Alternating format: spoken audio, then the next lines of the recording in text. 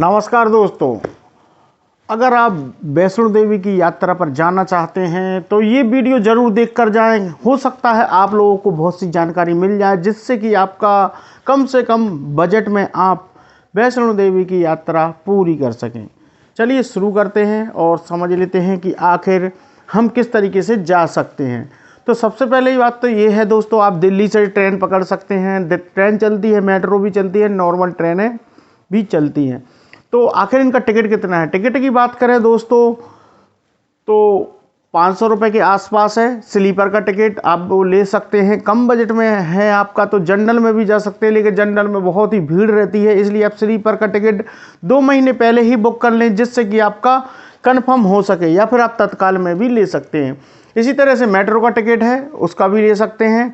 अब बात करते हैं कि वहाँ पहुँचकर आपको किन किन चीज़ों की सावधानियां रखना है और कहाँ कहाँ आपको व्यवस्था रहेगी ठहरने की। चलिए बात समझ लेते हैं। तो जैसे ही आप वहाँ पर स्टेशन पहुँचेंगे तो स्टेशन पहुँचने में टाइम लगेगा आपका। अगर नॉर्मल ट्रेन से जाते हैं तो लगभग आपके 18 घंटे लग सकते हैं पहुँचने के लिए, और फर्स्ट ट्रेन होगी तो जल्दी भी पहुँच जाएंगे। और अगर आप मेट्रो से जाते हैं तो आधा समय लग सकता है। चलिए अब स्टेशन की बात करेंगे। स्टेशन से जैसे ही आप उतरकर बाहर निकलोगे तो वहाँ पर बहुत से लोग आपको मिलेंगे और कहेंगे कि आप हमारे होटल में चलिए, वहाँ पर आपको ये सुविधाएं मिलेंगी, ये सुविधाएं, वाईफाई मिलेगा, रहने के लिए ये रहेगा, हम आपको बाणगंगा छोड़ देंगे, वहाँ से आपको पैदल यात्रा करनी रहेगी, ऐसे कुछ कहेंगे। और अब जब आप लौट कर आओगे तो हम आपको पिकअप करने आ जाएंगे होटल के लिए। तो ये सब बातें आपको बोली जाएंगी। आखिरकार हमें होटल कितने रुपए में मिल जाएगा वहाँ पर? तो दोस्तों 400 रुपये से लेकर 1000 रुपये, 1200-1500 रुपये में आपका एक रूम मिल जाएगा। जैसे कि मैं गया था तो एक रूम मुझे मिला था 400 रुपये में। तो 400 रुपये में आप डील कर लीजिए सामने वाले से कि आपका कितने में हो सकता है। तो दोस्तों जैसा कि आप जानते हैं कि सामने वाला बंदा आपसे बोलेगा तो मेरी बात आप ज़रूर समझ लीजिए कि आखिर होता क्या है। तो जैसे ही आप स्टेशन से उतरकर बाहर निकलोगे तो बाहर आपको बहुत से लोग मिल जाएंगे। तो आपको क्या करना है, एक रूम करना है। मान लीजिए 400 रुपये में आपने एक रूम किया। रूम के जो गाड़ियाँ रहती हैं, जो कि मारुति वैन वहाँ पर ज़्यादा चलती हैं, जिसको हम बोलते हैं ओमनी, जो कि आज की तारीख में बंद हो चुकी हैं, और भी तरह तरह की गाड़ियां हैं। लेकिन सबसे ज़्यादा जो कार अगर वहाँ पर मिलेगी आपको तो ओमनी वैन मिलेगी, मारुति सुजुकी की रहती है, जो बहुत पुराने मॉडल है। तो उसमें आपको बैठा कर ले जाएंगे और होटल में छोड़ देंगे। अब जो भी बात मैं कहूँ केवल वो उस पर आप फोकस करना कि आखिर आपके साथ क्या करेंगे वो। तो जैसे ही आप बात कर लें तो जैसे ही आप होटल में जाओगे तो होटल में ध्यान रखिए कि जो व्यवस्था उन्होंने बताई है वो व्यवस्था मिल रही है या नहीं, वाईफाई वगैरह उसमें अवेलेबल है या नहीं। अगर आपकी सिम कोई सी कंपनी की है तो वो सिम कटरा में जाके आपको बंद हो जाएगी। जैसा कि आप जानते हैं जम्मू कश्मीर में जैसे ही इंटर करोगे आपकी कोई सा भी नेटवर्क आना बंद हो जाएगा। वहाँ पर आपको एक सिम परचेस करनी रहेगी अगर आपको मोबाइल चलाना है तो। और होटल की बात रही तो वहाँ पर आपको वाईफाई की सुविधा मिल जाएगी। और अगर आप जैसे ही चढ़ाई करोगे रास्ते में तो वहाँ पर अगर आपको इंटरनेट वगैरह यूज करना है तो उसके लिए आपको एक पोस्ट पेड सिम लेना ही पड़ेगी, तभी आप इंटरनेट यूज कर सकते हैं। तो इन बातों का ध्यान रखें। तो जैसे ही आप होटल में जाओगे तो होटल में ठहरने की व्यवस्था रहेगी, आपको गीजर मिल जाएगा वहाँ पर गर्म पानी के लिए। अब वो होटल के ऊपर डिपेंड करता है, आप पहले ही देख लीजिए कि इतने पैसों में वो सारी व्यवस्था दे रहा है या नहीं दे रहा है। जैसे मैं अपनी बात करूँ तो मुझे तो ये सारी व्यवस्था मिल चुकी थी 400 रुपये में पर रूम। अब मुझे क्या क्या मिला आप समझ लीजिए। तो 400 रुपये में जैसे ही मैं गया, गीजर मिल गया, सुबह नहा सकते हैं आप उससे गर्म पानी से, और वाईफाई, मुझे इंटरनेट की सुविधा वहाँ पर मिल चुकी थी। रात भर सोया। खाने के लिए बात करें तो पास में बहुत सारे होटल हैं तो वहाँ पर खाना खा सकते हैं आप। और होटल वाले भी कहेंगे आपसे कि हम यहीं पर खाना अवेलेबल करा देते हैं, लेकिन आप वो खाना मत लीजिए, आप खुद ही जाकर आसपास देख लीजिए कौन सी शॉप है, तो वहाँ से आप खाना ऑर्डर कर सकते हैं या फिर लेकर आ सकते हैं या फिर वहीं खा सकते हैं जाकर। चलिए अब उनकी बात को मान लेते हैं कि वो उन्होंने जो सुविधाएं बताई थी क्या वो सुविधा मिल रही है। मुझे तो नहीं मिली दोस्तों बहुत सी सुविधाएं। चलिए आप लोगों को भी जानकारी दे देता हूँ। तो जैसे ही आप रूम में एंटर करेंगे तो रूम में एंटर करने के बाद वो एक तो आपको स्टेशन से पिकअप करके ले जाएंगे होटल तक। होटल में आप रात रुकोगे, सुबह आपको बाणगंगा तक छोड़ देंगे, बाणगंगा के थोड़े इधर ही छोड़ देंगे। वहाँ पर छोड़ने के बाद अब आपको पैदल यात्रा करना रहेगी। अब आपका जो लगेज है दोस्तों वो कहाँ रखोगे? तो आप सोचोगे कि अगर आपने होटल के रूम में रख कर चले गए तो आपका पर डे के हिसाब से चार्ज लगेगा। मान लीजिए अगर आप ऊपर जाके वैष्णो देवी की माता मंदिर पर अगर आप रुक गए एक रात, तो उसका भी चार्ज आपका ये होटल वाला लगा लेगा, जिससे कि अगर आप एक रात भी रुके ना तो वहाँ पर 2-3 रातों की चार्ज लग जाएगा। इसलिए आपको करना क्या है कि जैसे ही आप होटल में से निकले बाहर यात्रा के लिए, तो उसको चेकआउट करते हैं अपने रूम को, और सामने वाले बंदे से जो होटल करने से पहले ही, रूम बुक करने से पहले ये कंफर्म कर लें कि उसके पास लॉकर है या नहीं। लॉकर की व्यवस्था हो तो ही रूम करें, क्योंकि आप चेकआउट करने के बाद आप अपने बैग और सामान कहाँ रख कर जाएंगे, तो ये सब प्रॉब्लम आ सकती हैं। तो पहले ये सारी बातें कंफर्म कर लें कि लॉकर सामने वाले के पास है या नहीं। लॉकर है तो आप चेकआउट कर दीजिए और अपने सामान जो भी बैग वगैरह हैं, कुछ सामान है, तो आप लॉकर में रख कर जा सकते हैं। बहुत लोगों के पास लॉकर नहीं रहते, ऐसे ही कह देते हैं कि गली में रख दो, कहीं पर भी रख दो, उनके होटल में कहीं पर भी सामान रख सकते हैं, बहुत से लोग ये बोलते हैं। तो ये सब होने के बाद आपको सुबह छोड़ दिया जाएगा। सुबह आप जैसे ही बाणगंगा पे पहुंचोगे, बाणगंगा से आपको पैदल यात्रा करना रहेगी। अब बात करते हैं कि चढ़ाई करते टाइम आपको क्या क्या सुविधाएं उपलब्ध रहेंगी। तो जैसे ही आप बाणगंगा पहुंचोगे, तो जैसे ही स्टार्ट करोगे तो एक लंगर मिलेगा। सुबह आपको खाना नहीं खाना है। अगर आप 10 बजे के आसपास, 9 बजे या 10 बजे आप चढ़ाई करते हैं, तो वहाँ पर आपको गुलशन कुमार जी का लंगर मिल जाएगा, जहाँ पर खाना चलता रहता है। तो आप खाना वहाँ पर खा सकते हैं, और अगर आपकी मर्जी है होटल में खाना चाहें तो होटल में भी खा सकते हैं। तो वहाँ पर निःशुल्क खाना मिलता है। सभी लोग वहाँ पर लाइन लगा कर जाते हैं अंदर और प्रसाद ग्रहण करते हैं। उसके बाद आप चढ़ाई कर सकते हैं। चढ़ाई करते टाइम आपको ये सुविधाएं मिल सकती हैं कि आपके साथ बच्चे हैं, बुजुर्ग हैं, क्या क्या हैं। तो अगर बच्चे हैं छोटे तो उनके लिए ट्रॉली गाड़ी मिल जाती है, जैसे कि आप जानते हैं कि ट्रॉली ढड़काने वाली, तो वो आपको रेंट पर मिल जाएगी। रेंट पर आपको 200 या 300 रुपये में आपको मिल जाएगी। तो अगर 300 रुपये में आप लेते हैं तो आपको क्या करना रहेगा, आपको खुद ले जाना पड़ेगा, फिर वापस भी खुद को ही लाना पड़ेगा, जिससे कि आपकी भी मेहनत हो जाएगी।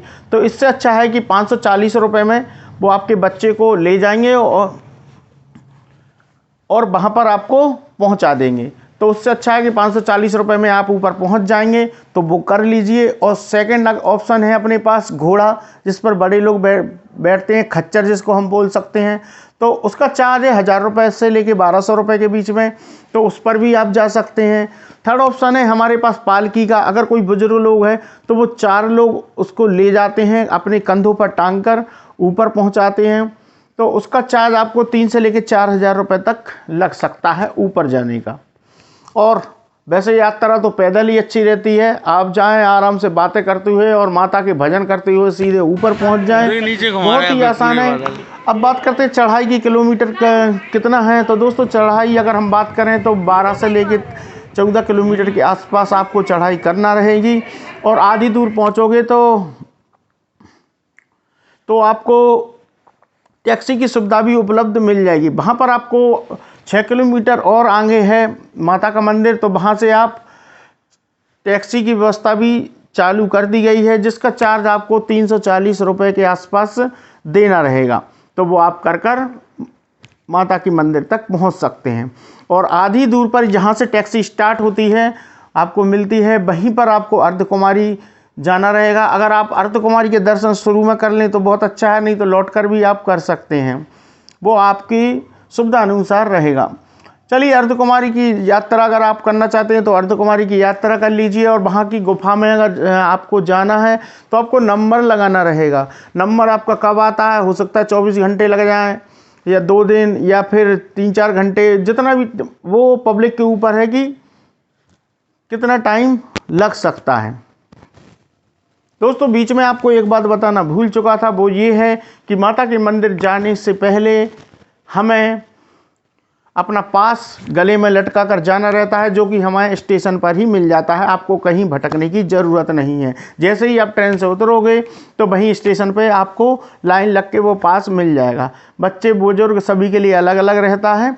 वो एंट्री का पास रहता है, जिससे कि आप पूरे माता के दर्शन कर सकें, चारों तरफ घूम फिर सकें, क्योंकि वो नहीं रहेगा तो आप कहीं अंदर नहीं जा सकते। तो जैसे ही आप अर्धकुमारी के दर्शन करने के बाद ऊपर चढ़ोगे तो आधा दूर हो चुका है हमारा, अब आधी दूर और यात्रा करना है। तो आधी दूर यात्रा और करते हैं। तो ऊपर चढ़ते चढ़ते हम देखते हैं कि बहुत से लोग, हमसे बुजुर्ग लोग भी पैदल ही जा रहे हैं, बच्चे जा रहे हैं, जो कि को किसी प्रकार से नहीं है। और हमें ऐसा लगता है कि हम थक चुके हैं, क्योंकि इतनी लंबी यात्रा चढ़ाई होती है तो हमारे पैर भी बहुत दर्द करने लगते हैं। लेकिन माता की कृपा से हम धीरे धीरे बढ़ते चलते हैं और वहाँ पर पहुँच ही जाते हैं। और नज़ारे आपको रास्ते में दिखाई दे जाते हैं कि आपको किन किन तरीक़ों से पब्लिक पहुँच रही है माता के मंदिर पर। और पहाड़ बहुत सारे हैं जिन पर रास्ता बनाया गया है। कुछ लोग शॉर्टकट रास्ता ले लेते हैं सीढ़ियों का, जिससे कि उनके पैर बहुत ज़्यादा दर्द करने लगते हैं। लेकिन आप ऐसा ना करें, आप पैदल यात्रा पर ही लें। अब तो टीन सेट भी हो चुका है वहाँ पर, बरसात वगैरह की कोई टेंशन नहीं है। पानी बरसता भी रहेगा तो भी आप पैदल चले जाओगे। अब माता के मंदिर पर आप पहुँचने के बाद आपको क्या करना रहेगा, वहाँ पर अगर आप नहाना चाहते तो नहा सकते हैं। और लेकिन अब नहाने से पहले एक बात याद रखें दोस्तों कि वहाँ पर आपको गर्म कपड़े ज़रूर ले जाना रहेंगे, क्योंकि ऊपर जैसे ही आप पहुँचोगे आपको सर्दी लगना चालू हो जाएगी। क्योंकि नीचे तो आप रहोगे जब तक तो गर्मी लगेगी, ऐसा एहसास नहीं होगा कि सर्दी है बिल्कुल। लेकिन जैसे ही आप ऊपर पहुँचोगे तो आप देखोगे कि वहाँ पर टेम्परेचर डाउन हो चुका है, जिससे कि बहुत ज़्यादा आपको ठंड लगना चालू हो जाएगी। तो अपने साथ गर्म कपड़े रखें। और बच्चों के साथ विशेषकर अगर बुजुर्ग और बच्चे हैं तो उनके पास तो गर्म कपड़े होना ही चाहिए, नहीं तो बहुत समस्या आने वाली है दोस्तों। नहीं तो आपको नए कपड़े परचेस करना रहेंगे। और रही बात रास्ते की दोस्तों, रास्ते में अगर भूख वगैरह लगती है तो आप कैंटीन वगैरह में खा सकते हैं। वहाँ पर कैंटीनें बनाई गई हैं जिस पर चाय वगैरह अच्छी क्वालिटी की मिलती है, खाना भी मिलता है उसमें, और बहुत सी चीज़ें खाने योग्य मिलती हैं और क्वालिटी उसकी बहुत ही अच्छी है। अगर आप कहीं दुकान पर खाते हो जो रास्ते में शॉप वगैरह हैं तो उनकी क्वालिटी इतनी अच्छी नहीं है और रेट भी ज़्यादा हैं। इसलिए आप रास्ते में जो कैंटीन बनी हुई हैं उन्हीं पर खाना खाएं। तो जैसे ही आप वहाँ पर पहुँचोगे तो आपको दर्शन करना रहेंगे। तो दर्शन करने के लिए आपको लाइन में लगना रहेगा। माता वैष्णो देवी के दर्शन करने के लिए आपको किस समय जा रहे हैं उसके ऊपर निर्भर करता है कि लाइन कितनी बड़ी है, कब आपके दर्शन होंगे। तो ये समय की बात है कि आप किस मौसम में जा रहे हैं, कब जा रहे हैं। तो आप वहाँ पर लाइन में लग जाइए और लाइन में लगने के बाद आपका जैसे ही नंबर आता है तो माता के दर्शन करने के लिए आप जा सकते हैं। एक गुफा है, गुफा के अंदर माता जी विराजमान हैं और वहाँ पर आप दर्शन कर सकते हैं। अब बात करें दर्शन करने के बाद अगर आप लौट कर आते हैं तो लौट कर आने के बाद अगर अर्धकुमारी के आपने दर्शन नहीं किए तो वो भी कर लेना। और माता के दर्शन पूरे जब तक नहीं माने जाएंगे जब तक कि भैरवनाथ के दर्शन ना कर लें। तो उनके दर्शन करने के लिए आप पैदल यात्रा कर सकते हैं। 2 किलोमीटर की यात्रा है। माता वैष्णो देवी मंदिर पर पहुंचने के बाद आपको और ऊपर जाना रहेगा 2 किलोमीटर, या फिर आप रोपे से जा सकते हैं। रोपे मतलब होता है कि एक रस्सी से, जो कि रस्सी जैसा रहता है, उससे एक चढ़ाई करने की बजाय उसमें आप बैठ जाओगे तो सीधे आप ऊपर पहुंच जाओगे। मैं आपको वीडियो दिखाता चल रहा हूं जिससे कि आपको दिख रहा होगा कि ये रोपे जा रहा है। और तो उसका चार्ज आपको कितना रहेगा, उसका चार्ज दोस्तों 100 रुपये रहेगा। 100 रुपये आपका दोनों तरफ का रहेगा, जा भी सकते हैं आ भी सकते हैं। तो वहाँ पर दर्शन करने के बाद आपकी यात्रा सफल हुई। इसके बाद आप वापस आएंगे तो वापस आने के लिए आपको वही ऑप्शन रहेगा, या तो अर्धकुमारी के अगर नहीं किए हैं तो करके आइए और सीधे पैदल माता के दर्शन करने के बाद आप मार्केट में आ सकते हैं और वहाँ से कुछ शॉपिंग वगैरह परचेस कुछ सामान करना है तो कर सकते हैं। प्रसाद आपको वहीं मिल जाएगा। माता वैष्णो देवी के मंदिर पर ऊपर ही प्रसाद मिलता है, आपको प्रसाद ले जाने की आवश्यकता नहीं है। वहीं पर टोकन मिलता है और प्रसाद आपको दे दिया जाएगा। तो दोस्तों वीडियो देख कैसा लगा आपको ज़रूर कमेंट करके मुझे बताएं नीचे, और जो लोग जानना चाहते हैं कृपया करके इस वीडियो को ज़्यादा से ज़्यादा लोगों तक शेयर करें, जिससे कि वो लोग समझ जाएं कि आखिर कहाँ कहाँ पर प्रॉब्लम आने वाली है। अब खर्चे की बात तो आप समझ ही गए होंगे कि अगर पैदल जाओगे तो कोई खर्चा नहीं है, किराया करके आपको जाना है। खाना वहाँ पर लंगर चलते हैं, इसलिए खाना की भी प्रॉब्लम नहीं है। फिर भी अगर आपको खाना खाना है तो खा सकते हैं, ऐसा कोई इशू नहीं है। और कैंटीन पर ही खाना खाएं। मार्केट में अगर आप खाना खाते हो तो बहुत ही महंगा रहेगा, और होटल वालों से सावधान रहें। अब बात करते हैं होटल कहाँ पर आपको मिलेंगे। तो दोस्तों स्टेशन से जैसे ही बाहर निकलोगे ना, तो बाहर आपको रोड दिखाई देगी। रोड के राइट हैंड पर सीधे रोड जाएगी और ऐसे मुड़ना है, लेकिन वहाँ से आप नहीं जाना, आप सीधे लेफ़्ट में जाना। एक पतली सी गली गई है, वहाँ पर आपको होटल ही होटल मिल जाएंगे, बहुत ही सस्ते। आप खुद डायरेक्ट जाकर होटल कर सकते हैं।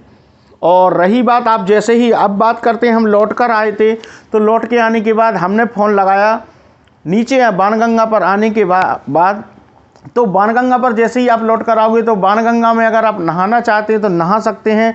इधर से गए थे जब भी नहा सकते हैं बाणगंगा में, वो आपके ऊपर डिपेंड करता है कि आप बाणगंगा में नहाना चाहते हो। वैसे तो सभी लोग बाणगंगा में नहा कर ही आते हैं। माना जाता है कि बाणगंगा में नहाने के बाद आपके शरीर के रोग ख़त्म हो जाते हैं। तो अपनी अपनी श्रद्धा है, आप भी ये कोशिश कर सकते हैं कि बाणगंगा में नहा कर ही आएँ। और फिर आप जब लौट कर आओगे बाणगंगा पर, तो वहाँ से आप फ़ोन लगाओगे तो एक बात याद रखना कि वो जो हमने होटल किया था वो आपको पिकअप करने नहीं आएंगे। आप कितना ही वेट कर लो, वो 17 बहाने बताते रहेंगे। तो ये उनकी धोखाधड़ी रहेगी। केवल वो छोड़ते हैं और हमें स्टेशन से पिकअप करते हैं, बस। इसके अलावा वो लेने कभी नहीं आएंगे आपको, चाहे आप कोई भी कमेंट करें, कुछ भी बोले, लेकिन ऐसा नहीं है। ज़्यादातर लोगों के साथ ऐसा ही होता है कि होटल चेकआउट करने के बाद जो उन्होंने बोला रहता है वो ऐसा नहीं करते हैं। फिर भी अपनी सावधानी के लिए आप अपने सामान को लॉकर में रखें। लॉकर ऊपर भी मिल जाते हैं बाणगंगा पर। बाणगंगा पर ही भी लॉकर हैं, होटल हैं, और उसके ऊपर माता वैष्णो देवी पर भी पहुंच जाओगे, वहाँ पर भी लॉकर हैं। तो आप ऐसा सामान जो है, और अपने साथ एक बात ज़रूर रखें, चाहे पानी की बोतल हमेशा साथ में रखें, क्योंकि आप जैसे ही चढ़ाई करोगे तो पानी आपके लिए बहुत ही ज़रूरी रहेगा। वैसे रास्ते में नल वगैरह बहुत सारे लगे हुए हैं, जहाँ पे कोल्ड एंड हॉट वाटर आपको अवेलेबल रहती है। तो दोस्तों मिलते हैं किसी नेक्स्ट वीडियो में। अच्छा लगा हो तो सब्सक्राइब कर लेना, और वीडियो को ज़्यादा से ज़्यादा लोगों तक शेयर करें, जिससे कि उन लोगों को भी जानकारी मिल सके। तो जोर से बोलो दोस्तों, जय माता दी।